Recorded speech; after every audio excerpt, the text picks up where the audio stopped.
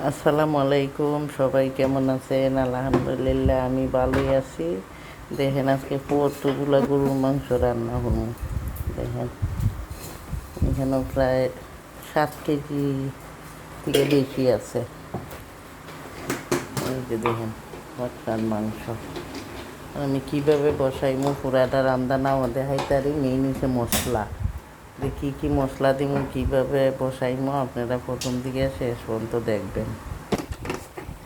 এই যে দেওয়া হয়েছে এই এলাচি, দারচিনি, লং, এই যে তেজপাতা, 4টে তেজপাতা দেওয়া হয়েছে।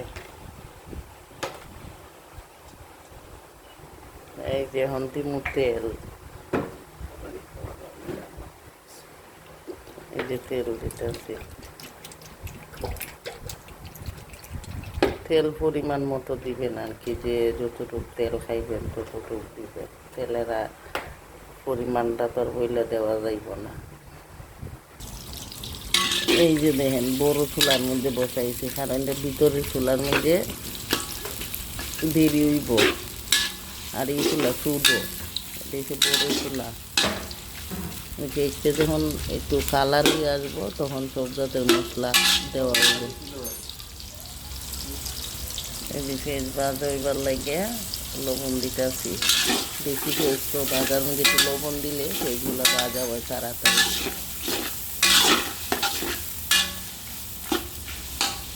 প্রথম থেকে শেষ পর্যন্ত দেখবেন। এইভাবে গরুর মাংস রান্না হলে অনেক মজা লাগে। এই দেখেন এখন আদা রসুন দিব।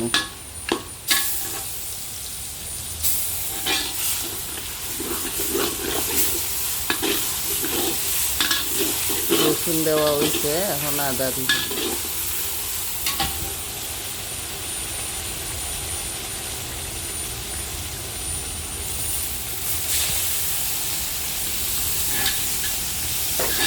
দিলাম আদা। পরিমাণ দেখাইতেছি না, কারণ এখানে 7 কেজি মাংস। ধরেন টেবিল চামচে 7-8 চামচের মতো হইব আদা, আর রসুন 6 চামচের মতো হইব। একটু পানি দিয়ে একটু শসা নিব।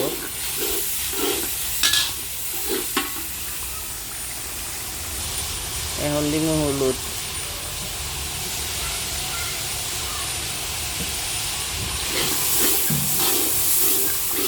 এভাবে রাঁধলে তরকারি দেখবেন অনেক মজা হইব। এটা মরিচ,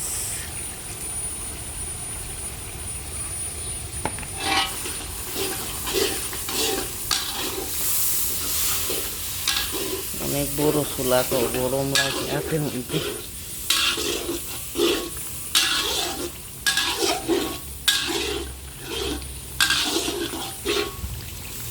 একটু পানি দিয়ে মশলাটা কিছুক্ষণ সময় কষাইমু।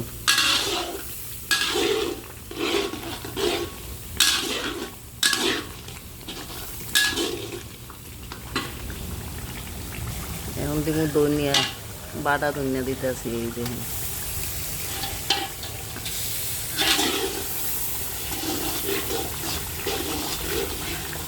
জিরা, কাঁচা জিরা আর কি, যে বাটা। গরম লাগে রে বাবা, বুঝে দেখে লারা। অনেকে বলবেন যে এত বড় পাতিল অর্ডার করে এত মাংস বের লাগে। এই জুড়া মাংস করবো, জুড়া মাংস। মেহমান আসবো তো, জুড়া মাংস অনেকে পছন্দ করে। এর লাগে 2 দিন আগে রান্না হতাছি, জালে জালে জুড়া হইব। এই যে দেখুন মাংসের কালারটা হতে সুন্দর। আর খাসা জিরা বাটা, ধনিয়া বাটা, কাঁচা জিরা রান্না হলে গ্যারানি অনেক সুন্দর। এই যে মশলার গ্যারানটা কি সুন্দর হচ্ছে। এই যে মশলা কষানি হয়েছে, এখন মাংসটা সাইডা দিন।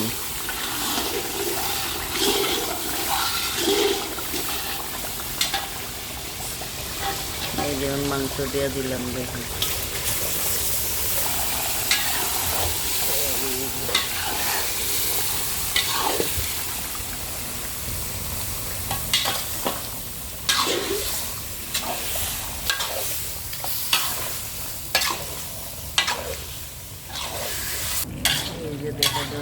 মাংস দিয়ে মশলা মিক্স করা শেষ। এখন আস্তে আস্তে কষাইনি, ওই পর্যন্ত দেখতে থাকুন। এখানে একটুখানি বাদাম দিমু, বাদাম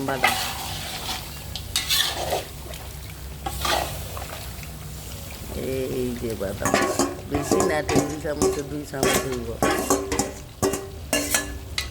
তাহলে টেস্টও ভাল লাগে, দেওয়ার তরকারির ঝুল বনও ভাল লাগে। বাদাম দিলে তরকারি টেস্ট ভালো হয়। এই যে দেখুন কষানো হইতেছে, ভালো করে কষানো হোক, এই পর্যন্ত সাথে থাকুন আপনারা। দেখুন মাংসের মধ্যে কী পরিমাণ পানি উঠছে। বেশি মাংস বসাইলে চুলার থেকে লরণ কেনা, মানে ঘন ঘন লাগতে হয় না, অত নিচুতে লাগিয়ে দেবো।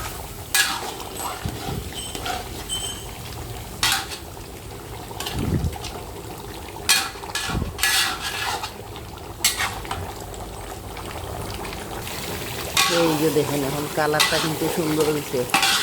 প্রথম বসানোর সময় এত সুন্দর কালার দেখা যেত না। লাড়তে হইব, অনেক সময় ধরে লাড়তাছি। আমি পানিতে শুকাইলে পরে একটু আবার পানি দিয়ে সেটা শুকাইব।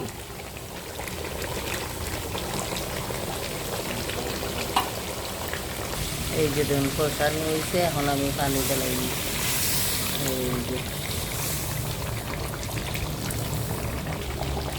এই যে দেখুন এখন পানি দিছি। আমি পানি দিয়ে এই পানি শুকাইয়ে ছাড়লে আবার ঝুল দেওয়া হইব।